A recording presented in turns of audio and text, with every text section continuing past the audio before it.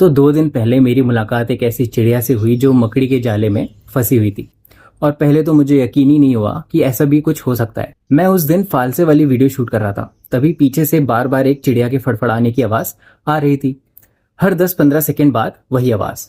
पहले मुझे लगा आसपास कोई नॉर्मल बर्ड एक्टिविटी होगी, लेकिन आवाज रुक ही नहीं रही थी और ठीक मेरे पीछे एक ही डायरेक्शन से आ रही थी। मैंने रिकॉर्डिंग बंद की, फोन का कैमरा ऑन किया और उस आवाज की डायरेक्शन में चल दिया।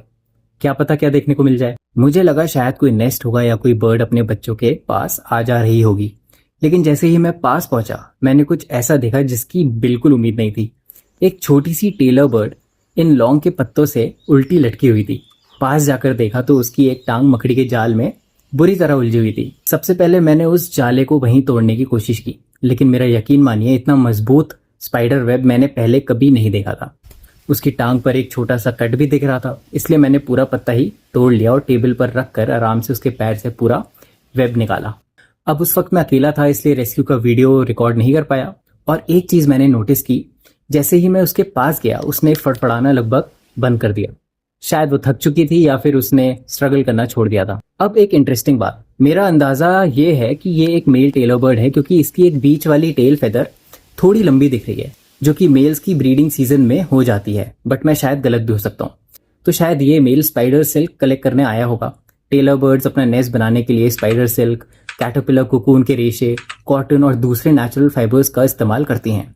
हो सकता है इसी दौरान इसकी टांग जाले में उलझ गई हो। इस स्पीशीज में फीमेल पत्तों को इन रेशों की मदद से सिल देती हैं और एक खूबसूरत सा घोंसला बनाती हैं, और इसी वजह से इनका नाम टेलर बर्ड पड़ा है।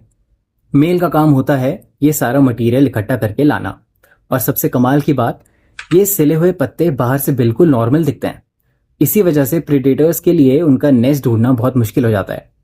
खैर, काफी मेहनत के बाद जब उसके पैर से पूरा जाला निकल गया तो मैंने उसे छोड़ दिया और वो उड़कर मेरे से थोड़ी दूर जाकर बैठ गई। कुछ सेकंड्स तक बस मुझे देखती रही और फिर एकदम से उड़ गई। शायद उसके लिए वो सिर्फ एक और दिन था, लेकिन मेरे लिए ये उन मोमेंट्स में से एक था जो शायद मैं कभी नहीं भूलूंगा। और अगर मैं उस दिन फालसे की वीडियो शूट करने वहां ना आया होता तो शायद ये छोटी सी टेलर बर्ड और भी देर तक उस मकड़ी के जाले में उलझी रहती।